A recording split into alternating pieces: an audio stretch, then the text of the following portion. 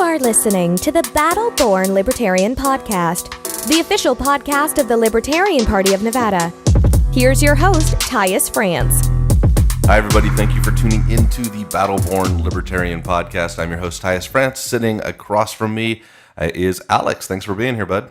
Thanks for having me, Tyus. We've got, we've had, just before we started recording, I was just mentioning that it's been one hell of a month. So we had, Texas got flooded, Austin, Texas. Then we had Puerto Rico basically going down completely, and they're still hurting right now based off of storms. Yesterday, I was hit by a car while jogging, and so I'm a little scraped up, and but fine overall, just walking like a pimp. And and of course, in Vegas, we had the mass shooting, and that's what I honestly feel like I'm forced to have to talk about it, even though it's all we've been talking about a lot on a national level. So, in case you have been living underground and you just came up for our episode, we had a very large mass shooting took place off of Mandalay Bay. There was a concert taking place outside. A gentleman from the 38th floor, is that correct? 32nd. 32nd. I shouldn't say gentleman either. A man on the 32nd floor had 19 weapons that he had gotten to his room and hundreds of rounds of ammunition fired into the crowd, killing 58 and injuring 500 or so people. I had several friends there. I had no idea how many people I knew that were there, 3 of which were shot, one in the elbow, one in the shoulder, one in the chest. All are going to be okay. Okay, good. I've got several friends that work in medicine and in the medical field out here, and it was much more like a war zone, as they've described it. They've showed me some photos where literally the hallways, have blood in the hallways, and they're writing things on people's foreheads. They said it's the first time they've ever had somebody come in and be like, "Oh, you were shot in the butt. Okay, you need to come back tomorrow." That's not severe enough that you've taken a bullet wound. We've got too many things that are much, much bigger priority. So it's been pretty crazy. The aftermath immediately went to the Second Amendment and things around gun violence, as predicted. Of course it would. And I guess today we're just going to dive in, I suppose, one topic at a time. Maybe I'll put aside the Second Amendment for a little bit later. Why don't we start off with talking about some of the political responses to it? Okay. Seems like a decent... We're a political podcast.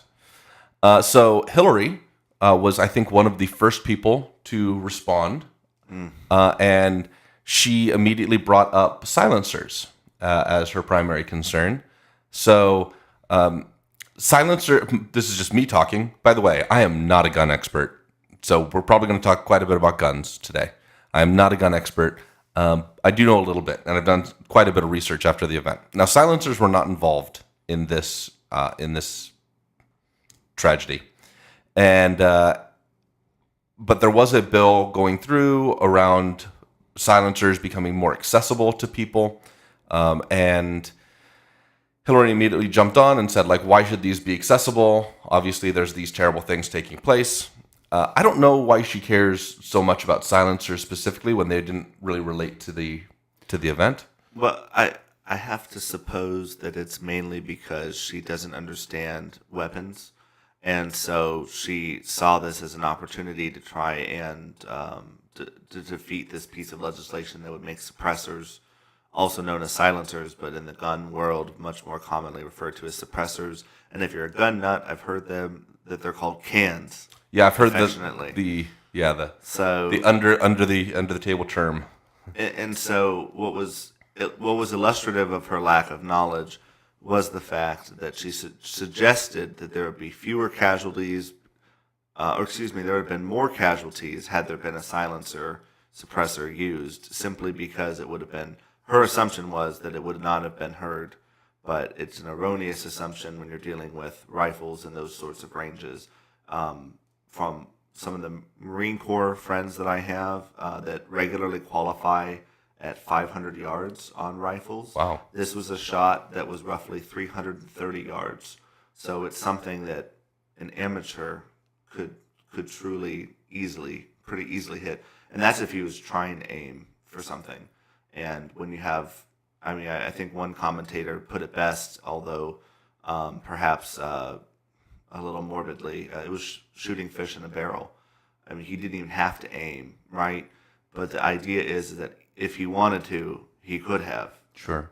Simply because it was just such a small shot. Now, what was interesting about that, and one of the things that was interesting that my brother brought up immediately was, well, almost anybody with rifle training who had one there on the strip could have potentially taken him out.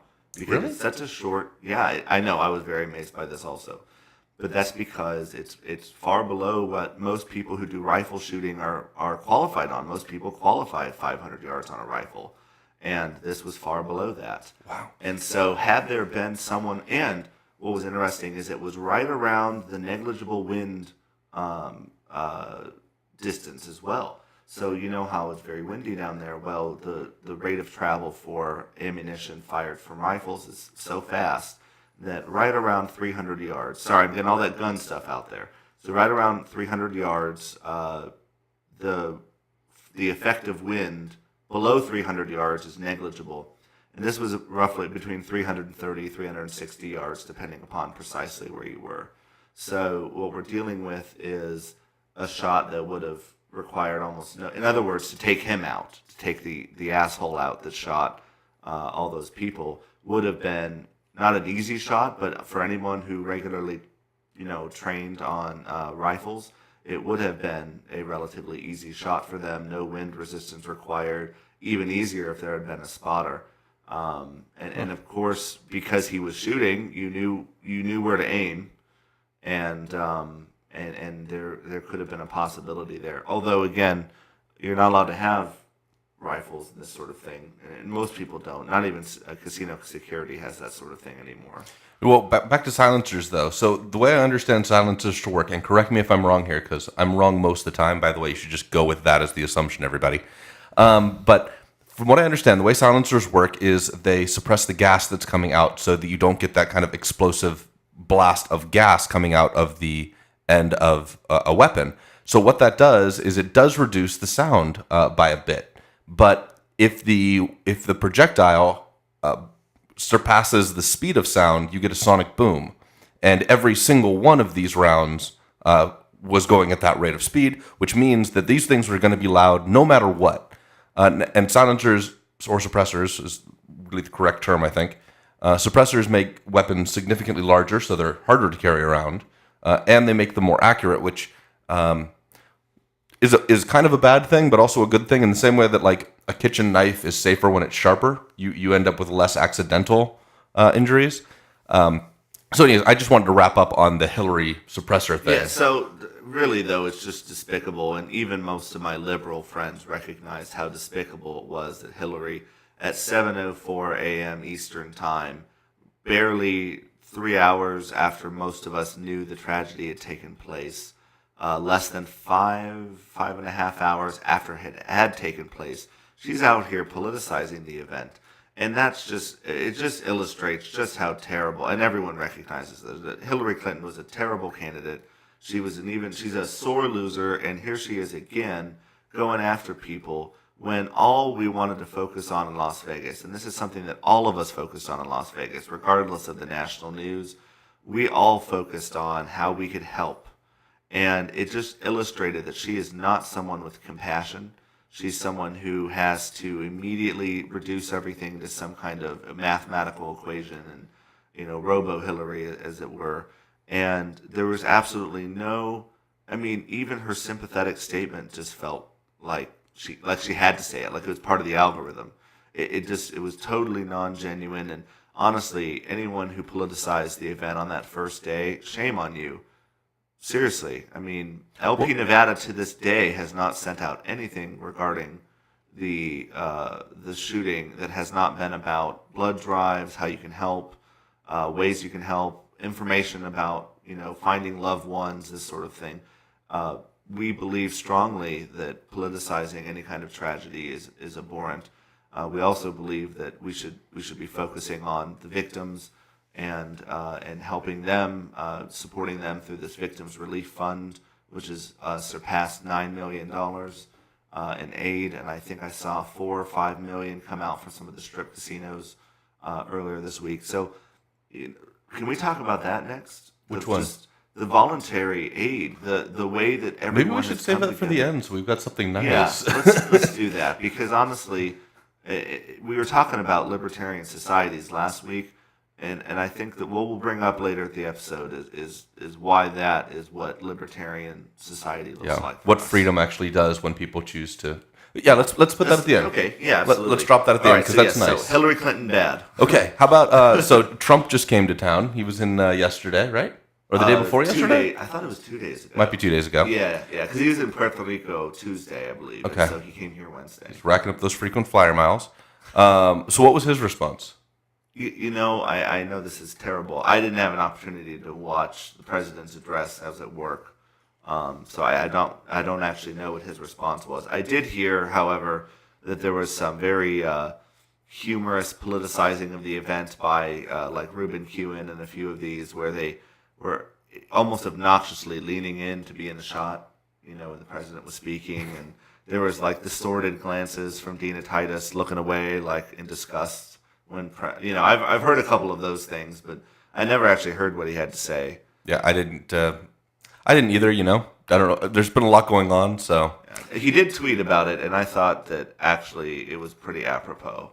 So he didn't mention the Second Amendment. He focused on how basically he was proud of the way that the city responded, and I want to say that too. We're very critical on this podcast of police, generally speaking. And not all police, mind you, just the few bad ones that really the overall concept of police, maybe. And the fact that they have to enforce all these really, really terrible laws. But in this instance, and in this very key example, it's why I think a lot of minarchists are fine with having some minimal police response. And I do think that Metro and all of the police agencies around the city, everywhere from City of Henderson to City of North Las Vegas and Metro as well, all of them responded, and admirably. Our first responders, I honestly think that there couldn't have been a better response. I think there could have been a lot of worse responses to how they took care of securing the area. They locked it down. They moved in methodically. Was it as fast as rushing in headlong? Well, no, of course not, because that's not what they're trained to do.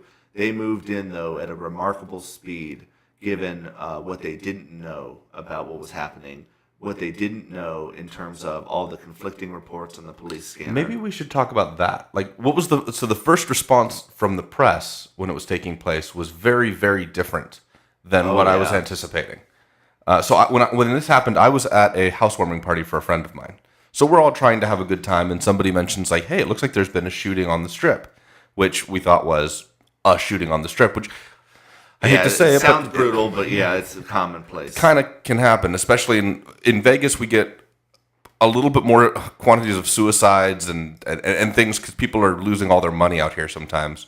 So I heard, there's been a shooting on the Strip, and then somebody said, there's been car bombs, and the shooting is coming from multiple locations, and there are all these different casinos, and the moment I heard that, I was like, oh my God, there's an organized attack going on, and that lasted for 30 or 45 minutes. Yep. Of that word being put out there, and that being terrifying, and then it dropped to there were 2 people dead, 20 injured. Yeah. And that held for quite a while, maybe a little over an hour. And then finally the real information came out as far as what was going on. But by that point, I had been fed so many different lines that I wasn't sure that the real information was accurate at all. And we're sitting there going like, maybe we just have to wait. We're going to have to wait this out before we know it's real. Oh. So if you're a police officer trying to sort through this going, okay, wait, are there car bombs? Is this an organized attack? Yeah. Or are we talking about a single shooter? Oh, wait, now there's over 50 people dead. It couldn't be one shooter. And there were reports of shooters at other casinos. Yep. And so that's why I believe it was the most efficient response that could have been had. I mean, given that what they didn't know about whether it could have very well been an organized attack. In fact, even the sheriff earlier this week was saying that it's possible that they do have there was an accomplice that escaped that helped logistically, just because of the large quantities of weapons and ammunition and this sort of thing. It would have made better sense had it been, there had been multiple people kind of working behind the scenes to get this. Yeah, it could have been the act of a single crazy person. There could have been an accomplice that wasn't there at the time of when they barged in, they blew the door and moved in. But again, I think that a response of less than an hour to move in and kind of circle the noose around the hotel, that's exactly the right response. First thing you got to do is get victims out of the way. You got to lock down the whole area, and you got to start out at some radius, and you got to work your way in. That way, not only do you trap the bad guys, but you clear areas as you move in, and so you have a better and better idea of where the triage and this sort of thing needs to be. And so, in my mind, this was it was obvious to me that Metro routinely practices, I don't know how routinely, but routinely practices emergency management of the Las Vegas Strip. They take the security very seriously of the Strip, and given all of the hundreds of millions of dollars down there, it certainly makes sense that they're regularly prepared for armed robberies, and you know what I mean. So they're regularly training for not for this particular scenario, but for the scenario where a hotel or casino is in fact attacked. This isn't the old days of the mob where, I mean, they were going to have your private security fire at them and kill them, right? This is the day where they carry nightsticks, and that I think that was just too bad. Did you hear about that? No, I didn't hear about this. The security guard from Mandalay Bay that actually figured out where he was, and he knocked on the door, and the guy shot through the door and killed him. Yeah. Whoa. Yeah, because he was up there responding to a nuisance complaint or something. How brave are you if you know what you're walking into and you're not armed? And yeah. Well, he was armed with a nightstick, and but that's what police nothing. said. I mean, he knows what you hear on the other end of that. Oh yeah, know. Yeah. And for what police had to say was that that not only did he distract the guy long enough that it could have potentially saved hundreds of lives, because people are running right at this point. So just the fact that the guy turned the weapon away from the Strip for even a brief amount of time really means that this person really saved some lives. Wow. And I apologize for not having the gentleman's name in front of me, but again, very important. The police also knew precisely which room because they could see where the shots had been taken. So again. Some people were saying, well, the police were right behind him. Well, yes, but he doesn't know that, right? Oh, well, he has radios. Okay, well, you're not, again, security guard at Mandalay Bay is not operating at the same level of training as National Guardsmen reserves who work in the SWAT teams for Metro PD. And in fact, I believe it was the FBI's own terrorism SWAT team that moved in on this one. Yeah, FBI was on the scene pretty quick. Yeah, and again, though, everyone has to work. They all work together on their, right? That's why people from Henderson and North Las Vegas, they came and helped shut down parts of the entire 15. I mean, we're talking, so even that really helps. It really helps to have everything locked down, a firm perimeter established. That way, had there been accomplices, had there been multiple attacks, had there been car bombs, there would have been not only no opportunity of escape for the bad people, but it would have provided an prevention of new people coming into the area, because a lot of people rush down there to try and help. And although admirable, that puts you in harm's way. And so, the people who were there were helpful with getting people moved to and again, I'm trying to straying into the amazing volunteer response, but that's exactly right. And the police, again, we talk a lot about, the police and the over-militarization of the police, but in this instance, I can't find any fault with them. I think, in fact, that they acted very admirably. And so we have to be able to acknowledge that, right? We're trying to, we're libertarians, and we're very evidence-based, I would say. That might not be everything, but we're pretty evidence-based people, and I think that the evidence speaks for itself, that this was one of the better, if not the best response for police to that I've been able to see.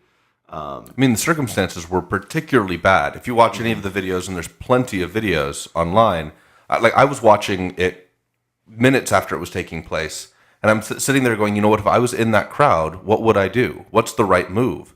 And I hated to say it, but I don't think there was one. If I was in that crowd, the only thing to do is hope.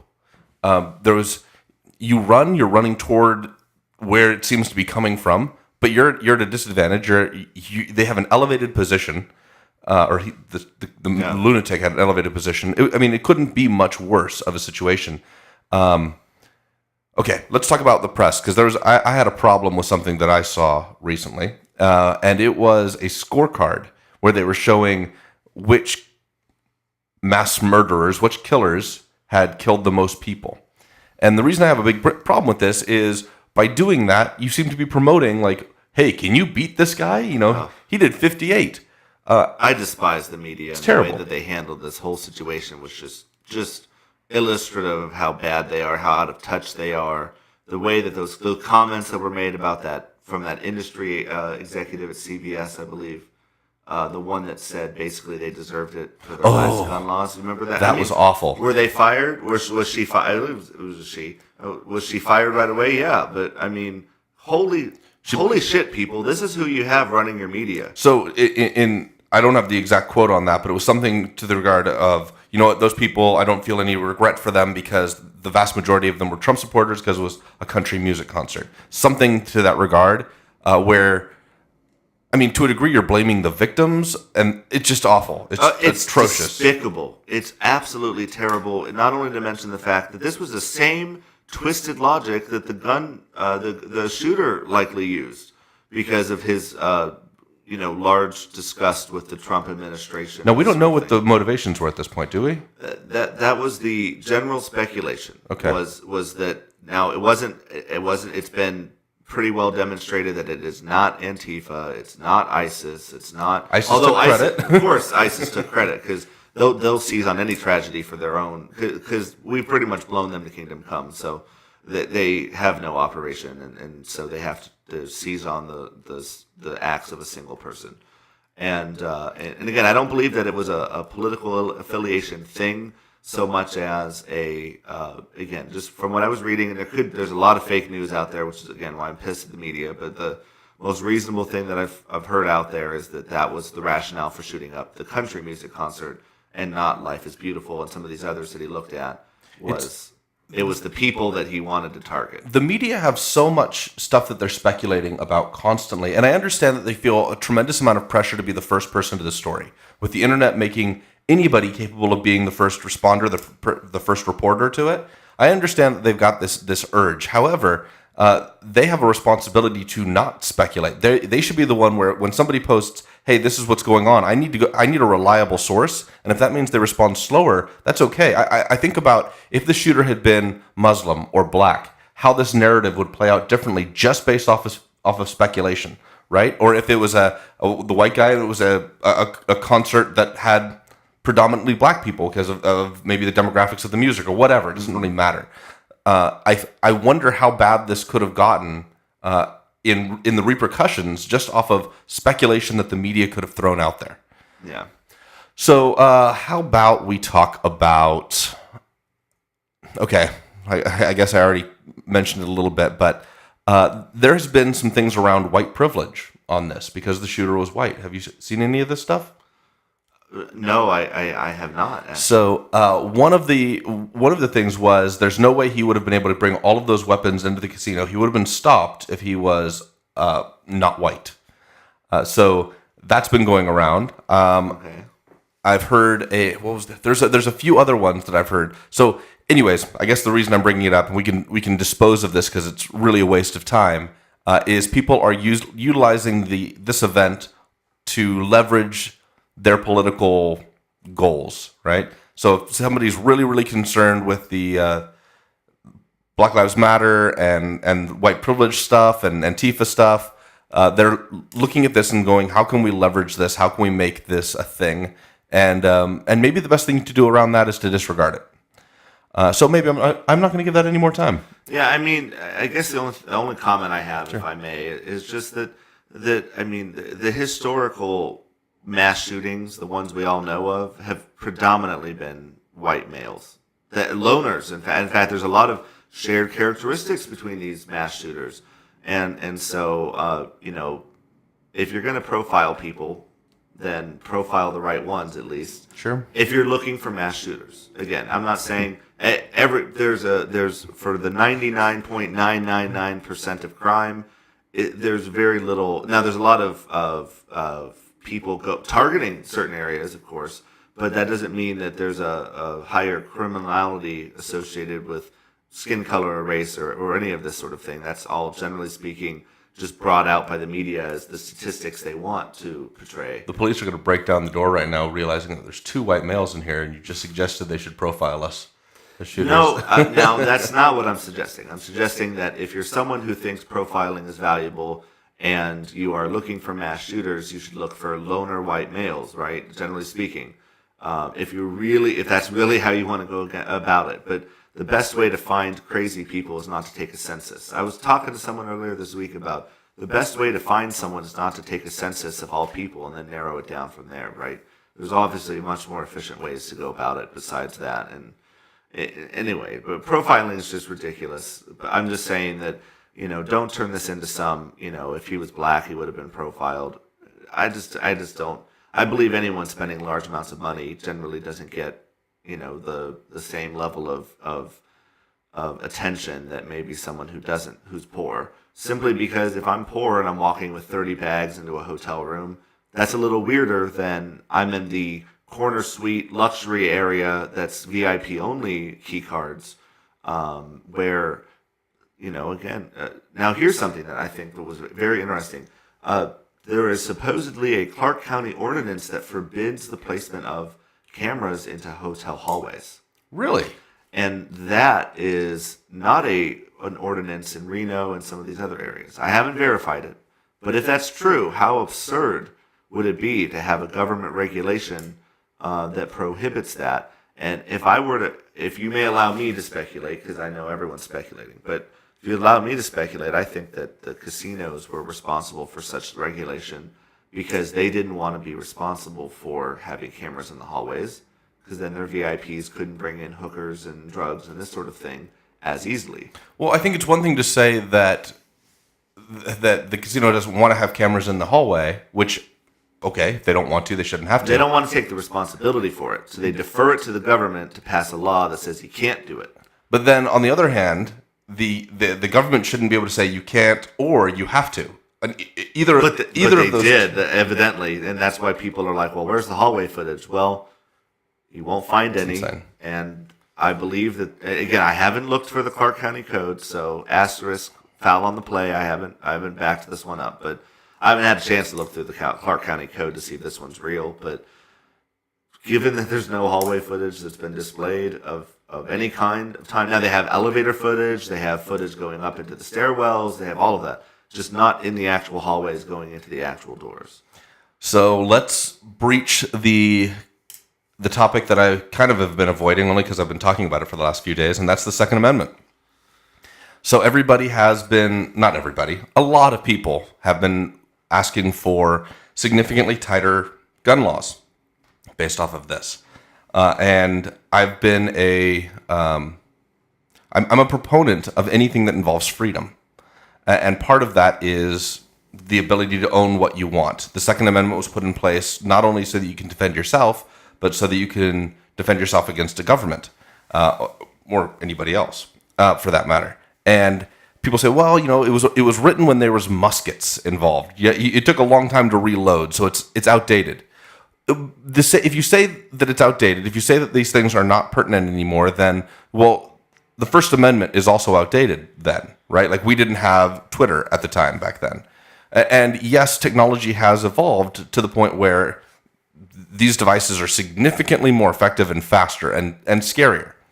But if anybody has access to them, which somebody will because the technology exists, then you should have the right to be able to defend yourself from that person. And the moment you say, well, you know what, we need to stop certain people, whether that is civilians only, it doesn't matter who it is.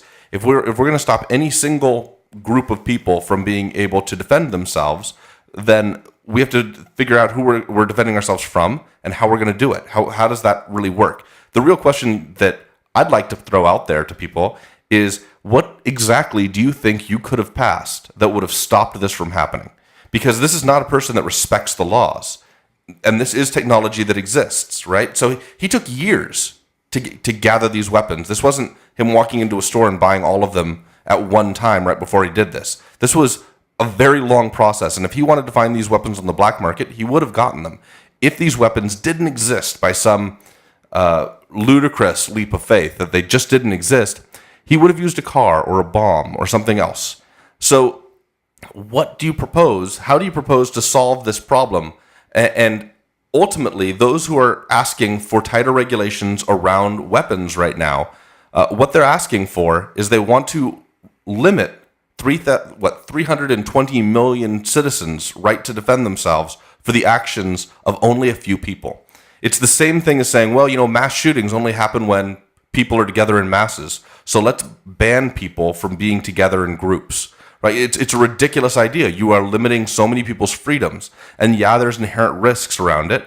But the safer you make it, safety and security are two ends of a different spectrum, right? So I could say that if I put a safety room in my house that was all covered in steel, yeah, I might feel more safe there, but I also lose tremendous amounts of freedom by doing that, and that's a choice I can make for myself. But it's a very different thing when I impose that choice on every other person around society. When I say I'm going to take away your freedom for your security, or for really my security's sake, you're imposing that will on lots of people. It violates the non-aggression principle in my head.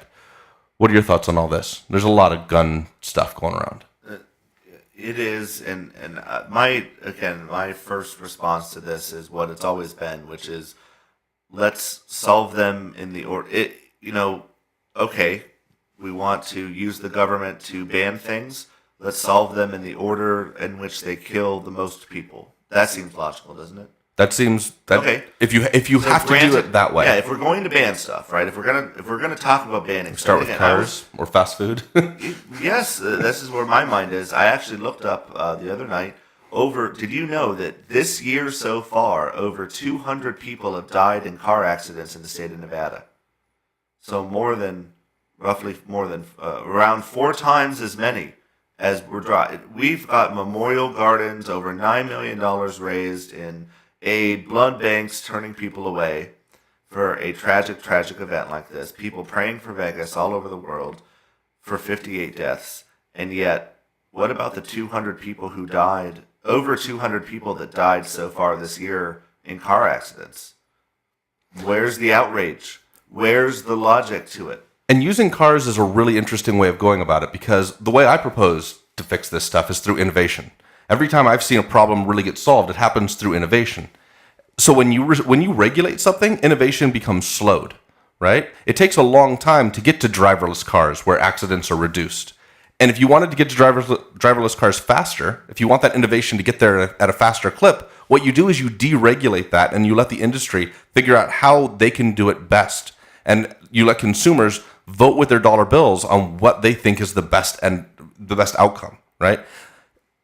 So I think cars is very valid, specifically because we're getting to the point where we are starting to fix that problem. We're getting to the point where technology may be coming around to reduce those deaths dramatically. But I understand exactly what you're saying as far as and driving is actually, there's a ton of things that are significantly higher. Safe sex, I believe, is higher than gun violence as far as cause of death. So should everybody be required to wear a condom moving forward? I think a lot of liberals would say yes to you, and so that's why I don't like that example. I don't think a lot of liberals would suggest that we should ban all vehicles. Although there are some that would certainly do that simply because they don't like gasoline vehicles. Or they might say, well, cars have a utility outside of hurting people, right? And to that, I could say, well, guns do too. Yeah, that's why it's a null argument there too. I mean, if we're trying to reach people on the left for the Second Amendment, and again, I don't recommend doing that during tragedies like this. I recommend staying out of it. Let them, because they're not open to learn. You're not going to sway a single person from the left on guns this week, all right? Because I'm sorry, but the weapons used were illegally modified, 10-year minimum in prison, hundreds of thousands of dollars in fine. I think some were. I think there were some legal modifications too. And well, yeah, but there were some that were not legal to use, and so, like for example, the high capacity magazines, I don't believe are allowed. Are those illegal? I believe. I think the bump stock was legal. The bump stock was legal, but it was a loophole, sure, loophole in terms of the automatic weapons bans, the high capacity magazines, I certainly don't believe are allowed for civilian use. Yeah, here's the thing that's crazy about that. We think that laws are going to solve problems, but markets are what solves problems. And if there's a market for people that want to be able to shoot a gun faster, that's why a bump stock was created. It's not because we didn't have the technology around. It's because we made fully automatic weapons illegal, and there was still a market for it, so somebody found a way of creating it. You close that loophole, another one will surface if the market has a demand for it. Trying to limit it with laws isn't going to work. We kind of have to address a cultural issue here. You know, that our culture is... Legislation does not solve, and this is mainly what the libertarian point is all along, is that legislation doesn't solve any kind of issues. In fact, it creates many of them. And I would even, maybe I'll transition here, if that's okay with you, into the more the voluntary thing. Yeah, that's nice. Imagine if we had waited for the government to pass a tax at the next Clark County Commission meeting, and that tax would have, over the next year or two, raised $9 million or more for the victims. Well, all of us would immediately go, well, that's ridiculous. That's a terrible way to do it. Exactly. Taxes, generally speaking, are a terrible way to aggregate money to solve a problem that all of us feel deeply needs to be solved now, today, tomorrow. And people from around the world were able to give money to these victims through what I would consider a very libertarian-minded idea called GoFundMe, and there are others like it. And I think that what it does is it allows for people to volunteer together with their money in a way that we just didn't see before the internet. And what's really cool about that is that it didn't require a single meeting of the Clark County Commission. It didn't require force. We didn't have to force everybody to. And yet, arguably, we would never have been able to pass a $9 million tax to do this, but we easily, through voluntary efforts, surpassed just the generosity of the human spirit. The blood banks were turning people away. 6-day wait. Yeah, they are scheduled through the end of December now in terms of scheduled appointments. They had some blood banks that received 1,000% increase in the volume of calls for appointments, not just actual appointments. So what's really cool about, I think that if there's anything that could be cool about a tragedy, it's the ways in which we come together as a society to heal. 58 deaths is terrible, and everyone here recognized that to such a degree that people were taking time off work, passing out food and snacks to people waiting to give blood. People were donating blood so that in other words, since we pulled so much blood out of the blood banks, people knew we needed to fill it back up. There are all kinds of people who need blood in in the Clark County area, and they need all types, and so we need to be able to restore the blood banks to what they were, O negative in particular. And so, in fact, they had an O negative priority queue. If you were O negative, you got to skip the wait because you were more important. I'm not saying you're more important, but the blood was more important. Because first responders are instructed to give everyone who needs blood O negative. They don't stop to figure out what your blood type is. They just immediately give you O negative. And so that is what LP Nevada has been focused on this week, is the ways in which we as a community and as a state could come together, not through government coercion, but through the goodness of the human spirit, and help each other in this terrible time to do things better. And we were talking about libertarian societies a few weeks ago, and what our ideal would be, and we might even still do an episode. Yeah, we haven't really we haven't actually done it, but yeah. We've been talking about this idea, and I would say that anybody watching on Monday at the thousands of people in line all around the state, in fact, some people in Arizona and California and Utah lined up in blood banks to give blood for this. That is what libertarianism looks like. That is what we mean by voluntarism. We mean that people feel compelled to help because of the goodness of their heart, not because of the force of a gun. And people might say, well, then they'd only pay for the things that were, the, quote unquote, the sexy things, or the things that they feel will get them personal attention. But I just refuse to believe that thousands of people stood in line to give blood merely for their own ego. I think most of the people, if not the 99% of them there at least, were there because they felt personally affected by an attack on their city, and this was their response. This was their small way of contributing voluntarily to make their city and county a better place, make their state a better place. And even today I was watching some videos on Facebook of volunteers right now out there building a memorial garden at the city of Las Vegas' behest. All of the things have been donated: the plants, the soil, all of the work, the brickwork that's being laid, all volunteer, all through the acts of companies and individuals who care. And it didn't require any kind of tax, debate, discussion. We all just knew it was the right move. And I think that this is exactly what we mean when we say libertarian society. When the event went down, I was sitting there at this event, and I was like, gosh, I want to drive toward the strip just to see what I can do to help. And I'm realizing as I'm saying that, like, that's the wrong thing to do right now. The following day, I got a phone call, and somebody said, hey, we need a truck. And I was like, what do you need a truck for? What can I do for you? What's going on? And they said, we have so much donated food. We have so much of it that we can't even move it. It's just too much. That same night, I work with a lot of entertainers. That same night, many of those shows went dark. The ones that didn't, specifically, I want to call out Jerry McCambridge, the Mentalist at Planet Hollywood, donated all of his proceeds to help these funds. Several of my friends, one in particular, just started it. She said, you know what? If one of these people here in town is one of your relatives and you want to fly into town, my doors are open. My room is open. Like, I'll sleep on the couch. You have the bed. You need the help. And that created this chain reaction of people opening their doors to complete strangers just to create some emotional support, right? There's not a whole lot you can do. You can't take back the bullets, right? So when people are going down there and we've got more blood than we can use, the reason we're doing that, the reason so many people did that is because they want to help. Ultimately, you can look at one person's actions and say people are terrible. But look at the following day. Look at the actions of hundreds, maybe thousands of people that showed up to say, I'll do whatever it takes. I care so much. That level of voluntarism, that is truly, truly noble. To say, you know what, we should take money from people with force to do what we think is noble. There's nothing noble about that. That's greedy, that's selfish, that's harmful. To say, I'm going to do whatever it takes because I want to, is very, very heroic.